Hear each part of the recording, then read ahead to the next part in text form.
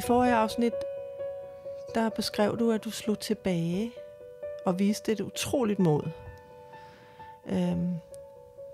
Men det fik situationen til at kulminere. Er det noget, du har lyst til at fortælle mere om? Jamen, altså, i hans verden, det er en kvinde slå tilbage. Det er jo noget helt grotesk. Altså, så er jeg ikke kvinde jo. Så opfører jeg mig som mand. Altså, det er jo ham, der skal styre. Jeg ved på det tidspunkt, at hans første kone der, hun har jo fået masser tæsk gennem hele deres liv sammen. Altså rigtig meget voldsomt tæsk. Men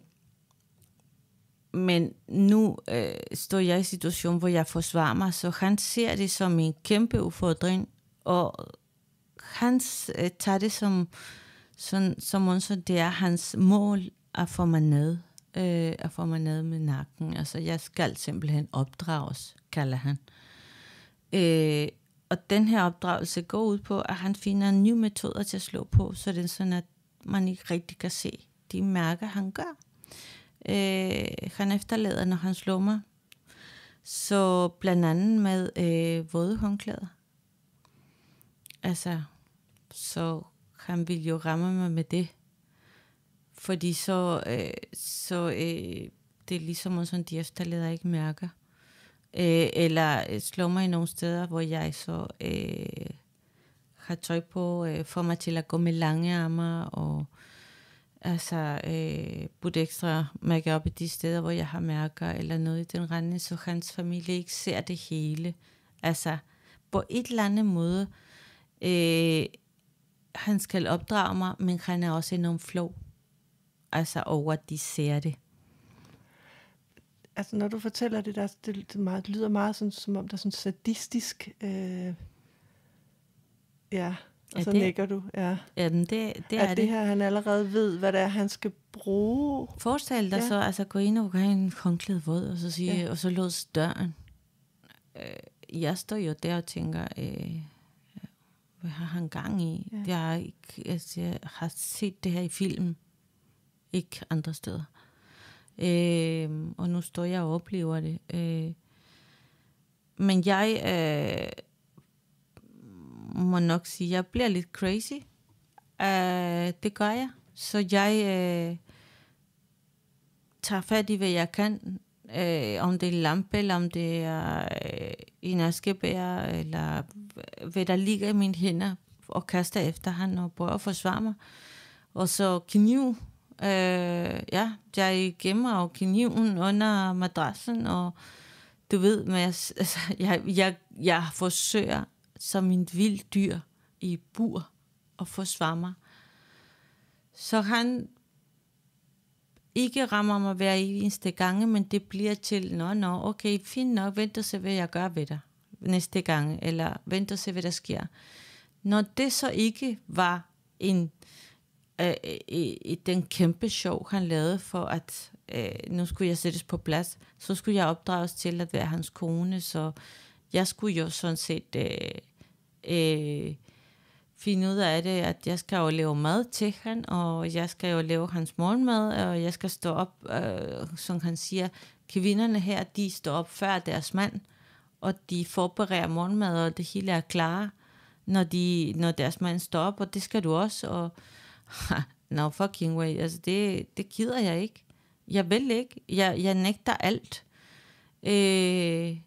Så hvor han så bliver endnu mere vred. Så den her kamp med at jeg skal på opdragelseslejr, det var jo faktisk rimelig lang tid.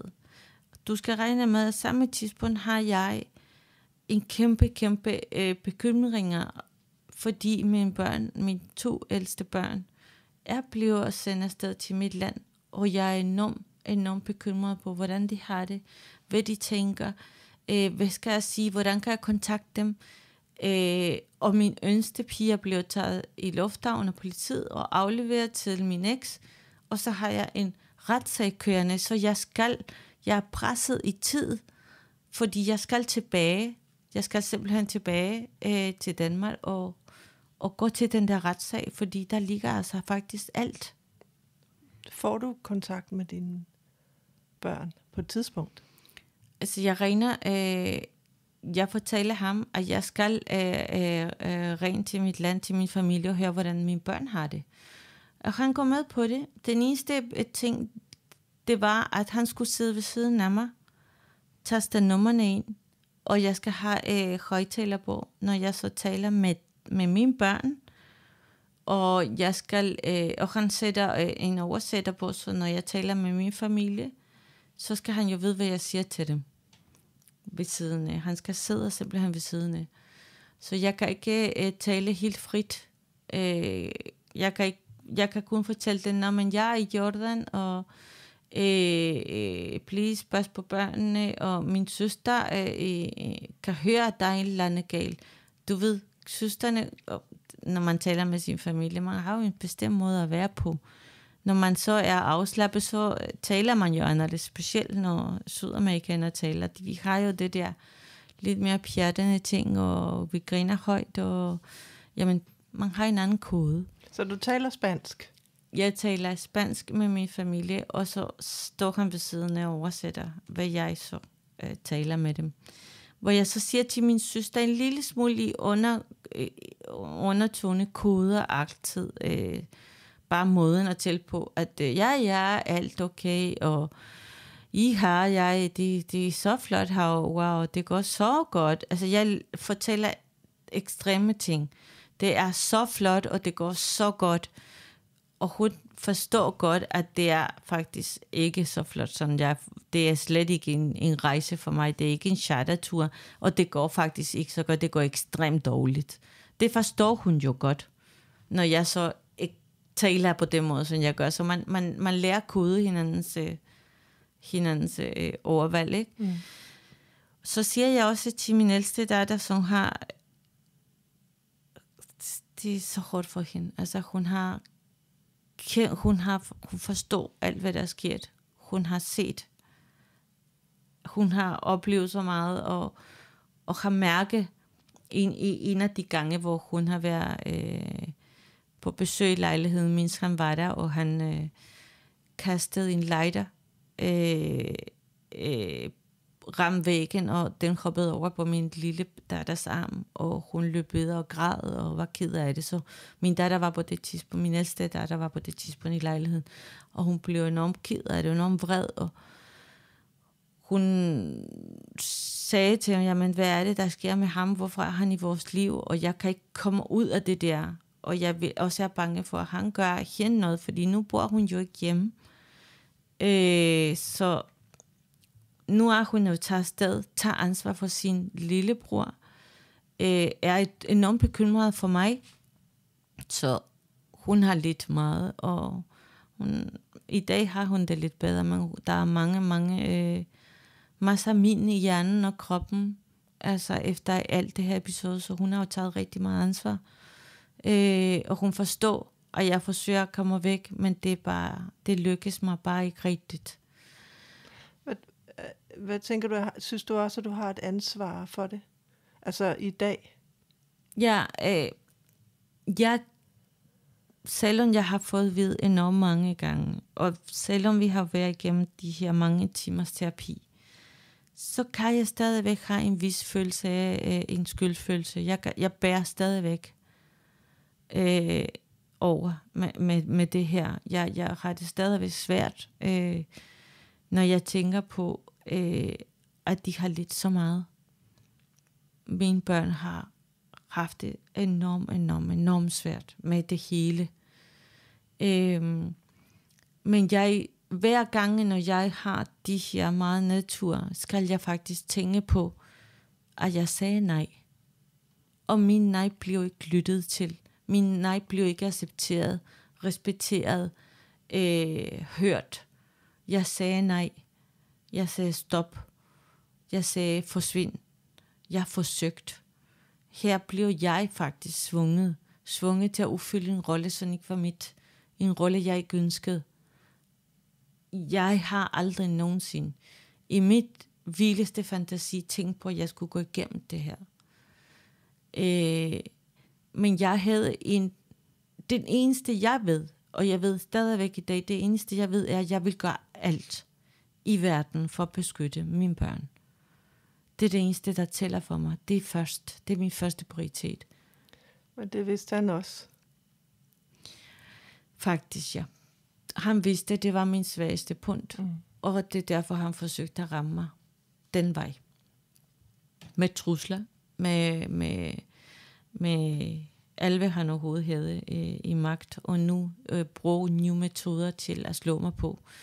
Og prøve at få mig til at fuldføre den her rolle, han ønskede. Nu går vi så lidt tilbage til det tidspunkt, hvor jeg var sammen med ham i Jordan, og forsøgte at være konen.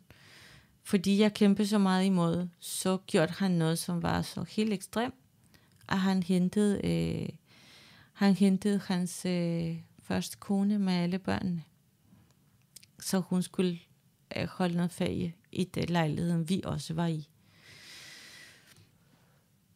Så du har haft kontakt med hans kone og børnene? Ja, det har jeg. Han hentede hende, så hun skulle være i lejligheden med os, og jeg skulle sådan set lære af hende på en eller anden måde. Hvordan var det første møde?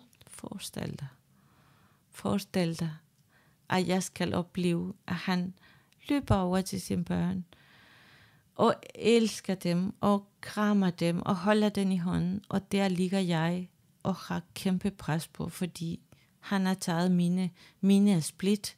Jeg har en retssag, der venter på mig. Jeg har et liv, der er ødelagt. Men han spiller familiefar, lykkelig familiefar. Og hun er lykkelig kone, fordi nu har hun jo kommet over. Og hun accepterer, at han har en kone nummer 2. Fordi det er sådan, de gør, de er opdraget til det, så hun accepterer det. Jeg forsøger så at tale med hende privat, for at få hende til at hjælpe mig med at komme ud af det her. Der er ingen andre, der kender ham bedre end hende. Hun har jo simpelthen overlevet alle hans metoder og alle hans overgreb og alt det, hun har været igennem. Og han beundrer hendes mod. Han siger, hvis jeg sætter hende her i et år, så sidder hun her et år efter. Og det ved jeg. Så jeg stoler på hende fuldt ud. Altså hun er jo så faktisk på samme tidspunkt, at han beundrer hende enormt meget. Han slår hende stadigvæk. Så du ved, at han på det tidspunkt også slår hende? Ja, det ved jeg. Ja. Så jeg forsøger at tale med hende omkring, hvad jeg skal gøre, og min store afsam for mine børn, og jeg gider være der, og jeg har ikke nogen ønsker, og jeg har ikke nogen følelser for ham, eller noget som helst, og jeg vil gerne væk derfra, og jeg fortæller hende, at jeg vil prøve at komme væk på alle mulige måder. Hver eneste gang, jeg vil have en chance til, og hver eneste gang, der har åbnet sig en dør, jeg har forsøgt om muligheden for at komme væk. Og så siger hun så til mig, ja, det vil være meget svært, men hun vil prøve at tale med ham stille og roligt, uden at sige alt, hvad jeg sagde til hende. Og hun lover mig det. Hun lover mig, at hun ikke vil fortælle ham det hele. Og det går lige modsat faktisk. Hun går over til ham og fortæller ham det hele. Og det gør han så ekstremt vred og flov over, at han har nu valgt. Han mister jo en lille smule ansæt, fordi nu har han jo valgt en kvinde, han vil gerne være sammen med, og samme tidspunkt, jamen den her kvinde, hun åbner op for, at hun ikke har lyst til at være der, og hun er svunget til at være der, og til at være med ham på alle retninger. Jeg sidder bare med sådan en tanke om han har brugt hende lidt som sådan spion, for at I kunne få noget fortroligt, og så kan hun så gå tilbage. Det tænkte jeg også. Ja. Enten det, eller så er hun så loyal over for ham, at hun vil fortælle ham det hele, hvad jeg går rundt og tænker og siger. Så jeg bliver overfaldet igen. Han låser døren ind på værelset og fortæller mig, at nu har jeg jo været ude og snakke for meget. Og så ved jeg også godt, at hun er oven i munden, og har sagt til ham, hvordan jeg havde det.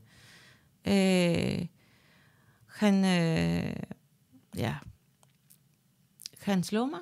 Han slår mig rimelig meget den her aften her, og overfaldt mig, var enormt vred, går ud af værelse og fortæller mig, at jamen, fordi jeg opfører mig sådan der, så i aften sover han med hende. Altså, måske han skulle gøre mig jaloux, eller et eller andet i den retning. Det var faktisk vildt underligt, at se ham overgive sig til hende. Nu var hun en kærlig person, og i mine øjne var hun simpelthen en slædehank. Og så stod han og spille familiefar, og han har haft det lidt hånd i mund med hende, ikke? Mm. Og så har jeg ligget derinde på mit værelse og havde det enormt svært, og tænkt på, nu skulle jeg dele min mand. Jeg skulle dele min mand, sådan jeg ikke havde valgt. Altså, det var jo mærkeligt. Han ville gerne have, at jeg skulle tænke sådan der. Mm. Og jeg havde det bare sådan der, ved det var Christ, men fuck you, helt den verden, altså. Jeg kommer på et tidspunkt væk herfra, og jeg kommer aldrig tilbage.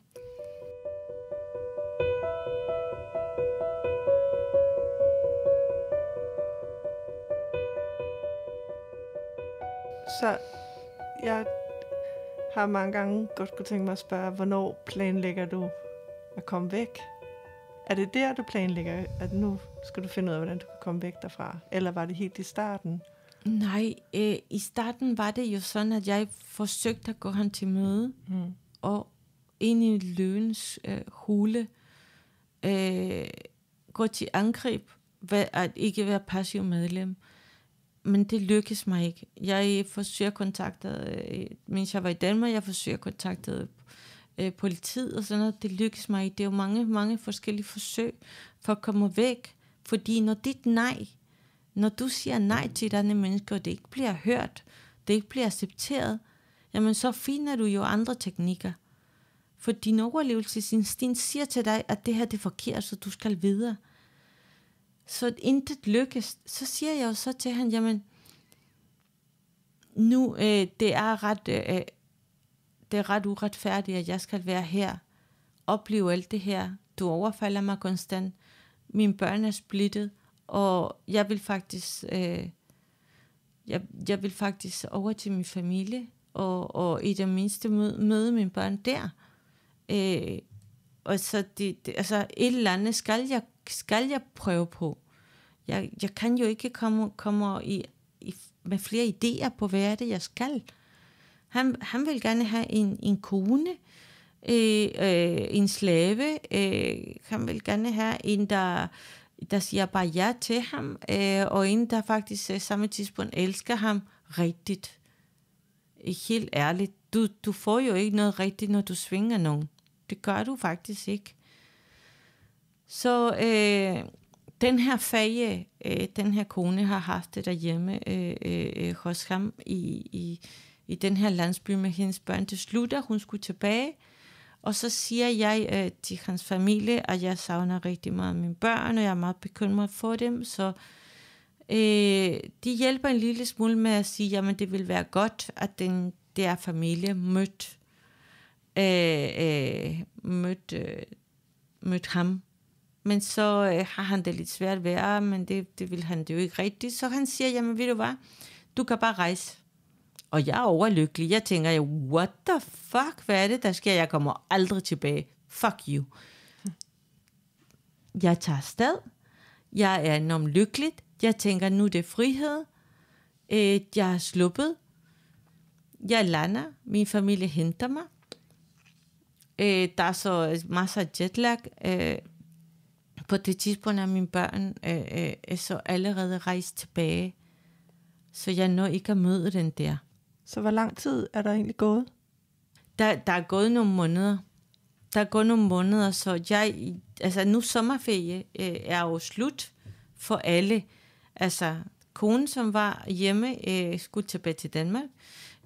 Mine børn, som var i udlandet, de skulle tilbage til Danmark. Og min retssag kommer jo også. Så jeg bruger den her med, at okay, nu er jeg jo simpelthen i mit land. Jeg kunne ikke nå at møde mine børn, men okay, jeg er faktisk kommet væk fra ham. Min familie henter mig. Jeg forklarer dem alt, hvad der sker. Jeg kommer jo hjem og åbner op for det hele. Jeg bliver sendt afsted med en telefon, som jeg skal have på mig 24 timer. Det vil så sige, at hver gang han ringer, uanset om det er midnat eller om tidligt morgen, whatever. Jeg skal åbne din telefon, og jeg skal rende rundt med tørklæde. Og jeg skal have det på, når han ringer. Så det er kommandoen. Det er under de omstændigheder. Så når jeg har så forklaret, om aftenen, jeg har jo forklaret min familie alt, hvad der er sket, og de siger, jamen ved du hvad, nu er du safe, du behøver ikke at gå tilbage, nu klarer vi den herfra. Så er vi jo gået videre. Vi har spist noget mad derhjemme, vi er gået i seng. Jeg har jo jetlag, jeg har jo mange timer, jeg ikke har sovet, og jeg er jo smadret. Altså. Dagen efter, når jeg står op, så bankede de på døren, og det så ham, som står uden for min mors hus. Han har taget den næste fly, og har gået efter mig. Hele vejen på den anden side af fucking jordkloden. Kendte han adressen? Jamen, han svang mig til at give adressen og det hele. Jeg kommer jo ikke bare afsted sådan der. Det er ikke bare ligesom han siger, jamen nu er det helt fint, nu tager du afsted. Jeg tror, han har jo sendt mig afsted med tanker om, at jamen, han fik på et eller andet måde et eller andet dårlig samvittighed over, han nyt til ophold med sine børn og sin kone. Og nu vil jeg jo hjem til min familie, og så tænker han, okay, jeg skal også møde dem, fordi jeg er jo hendes mand nu, så nu vil jeg gerne møde den sydamerikanske familie. Og min familie, da de finder ud af, at han står der, de går amok, de vil overfalde mig. Det er Sydamerika, vi taler om slumkvarter. Jeg kommer ikke fra den rigeste familie, det gør jeg ikke. Jeg kommer fra en middelklasse familie, men det er jo stadigvæk en familie, som kan finde på at forsvare sine. Hvad tænker du, de vil gøre, din familie? Jamen, altså, mine nevøer og mine brødre og sådan, de havde jo allerede planlagt, at han skulle skydes. Altså, det var jo sådan det var. De skulle stoppes. Det var færdigt. Det skulle gøres færdigt. Så når han kommer, så siger han så, jeg har allerede fortalt mine brødre og hele min familie, hvor jeg er. Hver dag kommer en af mine mænd over til din søns skole. Forresten, han har flyttet skole. I det tidspunkt, hvor jeg har så været væk, har min søns far rykket han til et andet skole, som var tæt på, hvor de bor. Så han finder ud af det, og så siger han så viser han en video faktisk, hvor min søn går hånd i hånd med sin far på vej til skole. Og så siger han så, hvis der sker mig noget her, så sker der noget der. Prøv at lige se på ham. Ser han ikke så sød, når han er på vej til skole med sin svinfar? Den lille svin og den store svin, og han siger det jo på dansk, men også på arabisk. Og jeg er i chok. Jeg er nødt til at stoppe min familie til at gøre noget som helst. Og de står der og tænker på, hvad fuck skal de dele noget tid med den fucking psykopat? Og jeg tænker også, at familier, hvordan de oplever situationen her. De pludselig står også i en ret magtesløs situation. Enormt magtesløs, og samtidig på en enormt frustreret over, nu er vi virkelig på den anden side af jordkloden, og de kan ingenting gøre, fordi han har nogle idioter, der står og holder øjne med mine børn i Danmark. Så hvad sker der med din familie? Hvad tænker de nu, når han er der? Altså inviterer ham ind til aftensmad og te, eller? Ja. Altså, de vil give ham rottegift, vel? Altså, det er jo det, de vil, og de vil begrave ham levende. Altså, der er ikke nogen, der... Altså, jeg er den yngste af 5, og har et stort familieneværk, rigtig stort. De ønsker kun, at jeg har det godt, og de ønsker kun, at jeg kommer ud af det her. I alle de år, jeg har boet i udlandet, har jeg aldrig nogensinde ringe hjem og har sagt, at jeg har problemer eller noget i den retning. Jeg har jo altid kunne klare mig. Og nu står jeg i en situation, hvor jeg er godt ligeglad med, hvad der sker med mig, men jeg tænker mere, hvad er det, der sker med mine børn? Er de i sikkerhed? Der skal ikke ske dem noget.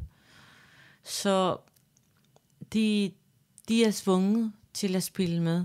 De er svunget til at, men så siger de så også til mig, jamen det er ikke fordi vi kommer til at sidde og dele det hele med ham, fordi de kan ikke få sig til det, men altså for at tiden skal gå lidt hurtigere, få ham ud herfra, måske på et hotel, hvor han kan have det lidt mere behageligt, fordi det her, min familie bor i en slumkvarter, der er ikke meget plads til gæster og alt muligt andet. Og så, mens det står på, så kan vi jo finde ud af det, hvordan vi kan hjælpe dig, på hvilke måder vi kan måske indhente børnene, og de kunne komme over til os. Så vi, altså det viser sig jo hurtigt, at altså børnene kan jo ikke bare lige rejse tilbage. Han finder ud af det, fordi han læser jo mine mails, og han siger, at en advokat har skrevet, at det er svært, du har tabt retssagen, fordi du ikke var der. Så helt fuld forældremyndighed er gået over til faren, og beboelsesret og det hele, så siger han så er der ikke mere at bekymre sig over. Nu behøver du jo ikke at tænke videre på det. Og det her, det er bare en formalitet. I virkeligheden, hvis du virkelig siger til mig, at du vil gerne have hende hos dig, så kan jeg jo bare hente hende. Det er ikke et problem. Og jeg kan også godt tage den store med, fordi så kan hun jo måske også blive sammen med os, og muligvis blive gift med en af mine brødre. Så vi bliver alle sammen en god familie, og kan du se, at jeg er hos dig, jeg vil gerne det hele med dig, og jeg er også parat til at gå i krig for dig og løse alle dine problemer. Gå i krig for mig og løse alle mine problemer. Helt ærligt. Man skulle næsten tro, at han var krig mod dig. Man skulle næsten tro, at han var hellig. At hellig ånd er kommet ned til jordkloden for at frelse mig. Det er jo djævlen i sig selv. Helt ærligt. Jeg aftaler så med min familie, at det vil nok være bare bedst, hvis jeg tog afsted med ham og finde en anden vej. Men at jeg skulle snart tilbage til dem. Så tiden går der, men jeg har ikke lavet noget som helst. Bare gå rundt og lege turist med den idiot, som jeg havde bare lyst til, at der var et eller andet tilfældigt menneske, der kom og skyde ham. Tager tilbage til Jordan, der hans familie synes, at det hele går så fint, og så siger han så til mig, ved du hvad, nu udover alt det penge, som du skylder mig, og alt de ting, jeg har gjort for dig og investere i dig, jeg synes faktisk, at vi skal have os vores eget hus. Vores eget lille hjem, så du kan indrette det og gøre, som du nu har lyst. Jeg tænker, mit hjerte er revet i stykker. Jeg har jo lige mistet alle chancer, jeg overhovedet har haft det til, på en lovlig vis til at kunne få min datter tilbage.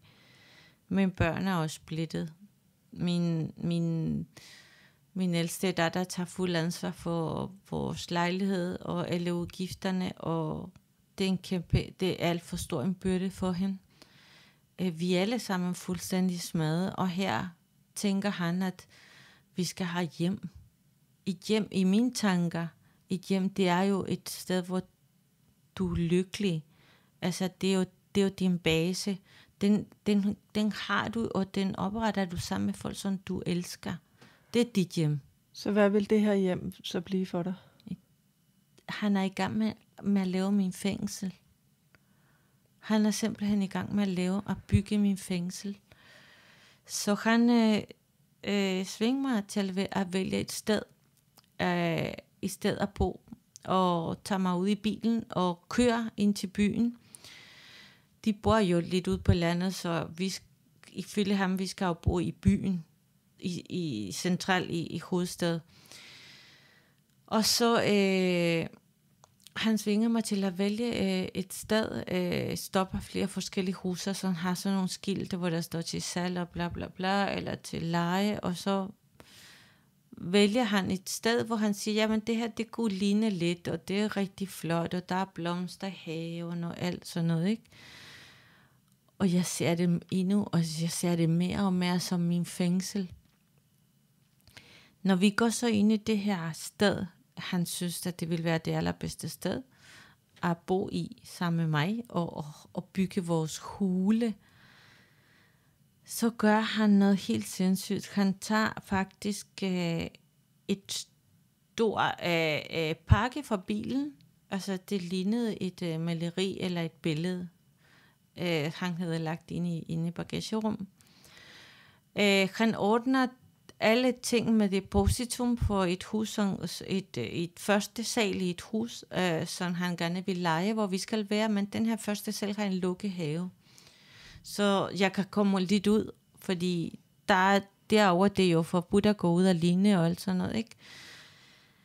Så tager han faktisk den her pakke ind i huset, og så giver han det til mig. Og han siger, det her det er en gave til dig. Fra alt, hvad han indeholder, og alt det kærlighed, han har til mig. Så skal jeg også til at åbne det her pakke der, og det er faktisk et billede, han har fået tegnet af min datter, af min yngste pige.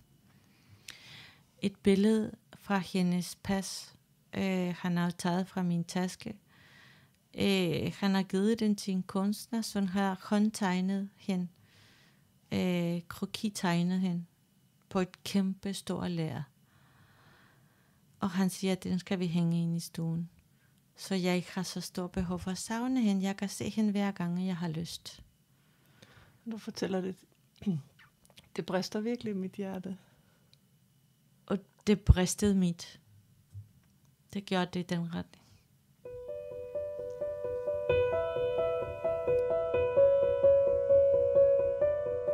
Der skal indrettes et fængsel bag 4 vægge med en tegning, der giver sorg og tab. Det blev tydeligt, at det her det kommer til at vare længere end nogen til at sige højt. Børnene er langt væk, og intet tyder på, at noget kan ændres, og muligheden for at komme væk, den svinder ind. Lyt med i næste afsnit.